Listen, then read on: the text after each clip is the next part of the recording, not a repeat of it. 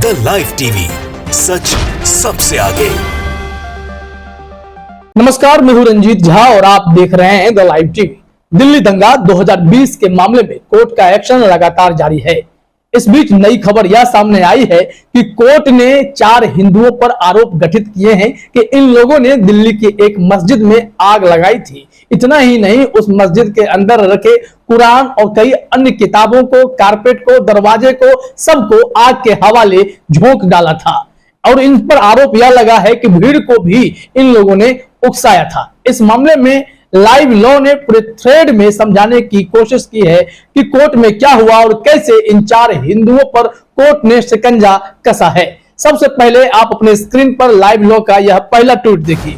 इसमें बताया गया है कि court frames charges against Ankit and 4 other men for allegedly setting on fire a mosque Allah वाली मस्जिद during the 2020 riots. The FIR alleged that articles like Quran, carpet, doors, CCTV, etc. were also set on fire. इसमें बताया गया है कि court ने अंकित समेत 4 और व्यक्ति पर चार्जेस गठित किए हैं, आरोप गठित कर दिए हैं। ये सब मस्जिद में आग लगाने के आरोपी हैं। कोर्ट ने आरोप गठित करते हुए कहा है कि इन चारों ने न सिर्फ भीड़ को उकसाया है बल्कि अल्लाह वाली मस्जिद को आग भी लगाई है।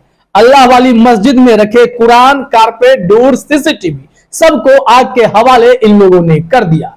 इस ट्वीट में अगला थ्रेड क्या है वो जब देखेंगे तो सारी बातें आपको क्लियर होती जाएंगी कि कैसे नफरती गैंग ने, कट्टरपंथियों ने सभाएं की, भीड़ को इकट्ठा किया, भीड़ को उकसाया और फिर मस्जिद में आग लगाई गई।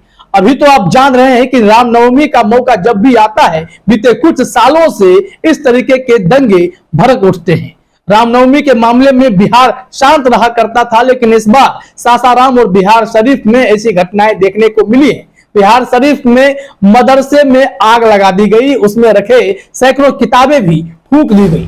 तो जरा सोचिए कि इस वक्त नफरती गैंग किस हद तक माहौल खराब करने में लगे हैं, दंगा भड़काने में लगे हुए हैं। अब 2020 के मामले में कोर्ट ने जब आरोप गठित किए हैं तो उम्मीद यह जताई जाती है कि इंसाफ मिलेगा। जो लोग, जो बेगुनाह इस दंगे के शिकार हो गए और अब मस्जिद में आग लगाने वालों को जब पकड़ा गया है, इन पर आरोप गठित किए गए हैं, तो मामला बहुत आगे जाएगा। अगला थ्रेड देखिए कि क्या जानकारी दी गई है। इसमें कहा गया है, एडिशनल सेशंस जज Pulastya परमचला of Karkarduma courts framed charges of rioting and unlawful assembly against Ankit, Saurabh, Sharma, Rohit, Rahul Kumar and Sachin. इसमें जो अपर सेशन जज हैं पुलस्त्य परमचला करकरदुमा कोर्ट के, उन्होंने ही इन सब पर, अंकित पर, सौरभ पर और रोहित, राहुल, सचिन पर, इन सब पर आरोप गठित किए हैं कि ये लोग जो हैं दंगा भड़काने के आरोपी हैं। साथ ही साथ अनलॉफुल असेंबली भी किए हैं, जिसमें लोगों को इकट्ठा करके इन लोगों ने सबको भड़काया है। अगला ट्वीट देखिए, इसमें जानकारी दी गई है कोर्ट की तरफ से। Same mob was also seen by him vandalising this mosque and setting it on fire next morning on 25/2/2020 at about 11 am. The accused persons were identified to be the member of both these mobs by Ali Ahmed. Ali Ahmed ने इन लोगों को पहचान किया है। इसमें बताया गया है कि यही भीड़ जो है देखा गया कि मस्जिद में तोड़फोड़ करते हुए और मस्जिद को अगली सुबह आग लगाते हुए 25/2/2020 को 11 बजे के आसपास। तो ऐसे में अंकित, सौरभ, राहुल, सचिन ये सब बुरी तरीके से इस मामले में फंसते नजर आ रहे हैं, आरोपी हैं, क्योंकि इन लोगों ने गुनाह किया है तो कोर्ट इन्हें निश्चित तौर पर सजा देने जा रही है। अगला थ्रेड देखिए, इसमें भी जो बातें कही गई हैं कोर्ट के हिसाब से।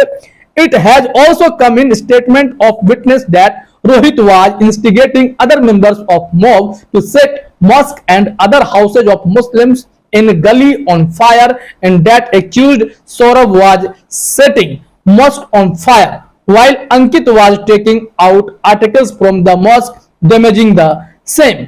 इसमें कहा गया है, जो स्टेटमेंट है, जो गवाह थे, गवाह के स्टेटमेंट के हिसाब से रोहित जो है वो भीड़ को उकसा रहा था, उन्हें कह रहा था कि आप मस्जिद में आग लगा दो, कुछ मुसलमानों के घर में भी आग लगाओ जो गली में है।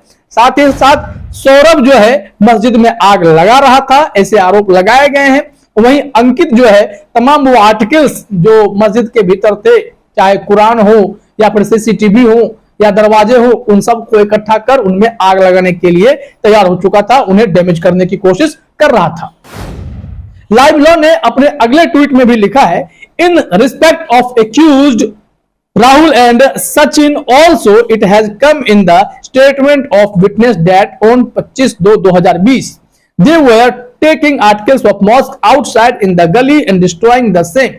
कोर्ट ने कहा है कि जो गवाही हुई है उस गवाही के मुताबिक राहुल और सचिन पर यह आरोप लगे हैं कि वो भी 25 फरवरी 2020 को मस्जिद से तमाम आर्टिकल्स को निकालकर अपने गली में ले जाकर उसे डिस्ट्रॉय कर रहा था।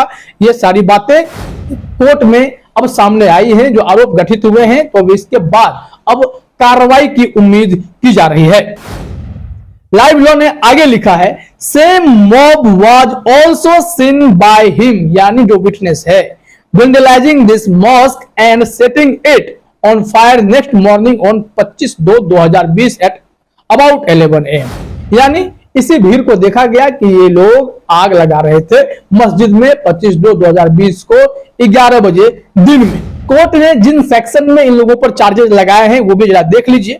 इसमें बताया गया है, court has framed charges against the 5 accused under sections 147, 148, 427, 435, 436, 450, 149 and 188 of Indian penal code. मतलब इस तरीके की धाराएं लगा दिए गए हैं। अब इन लोगों पर शिकंजा कसा जाने लगा है, क्योंकि जो गवाह लोग थे सबने गवाही दी है और इन पर आरोप गठित कर दिए गए हैं, चार्जेस फ्रेम हो गए हैं।